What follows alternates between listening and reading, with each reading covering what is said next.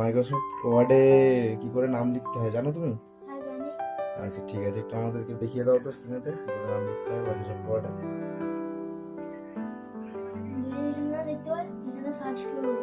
আচ্ছা, প্রথমে Microsoft search ওয়ার্ডে করে যেতে হবে। এখানে টিপবো, তারপর আস্তে আস্তে এটা খুলবে। তারপর আমার যত সাইজ লাগবে আমি সেটা সিলেক্ট করবো।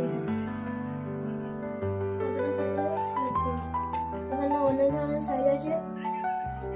আমি আমার লাগবে 26, আমি 26 সাইজ করেছি। এখানে আমার নামটা লিখি।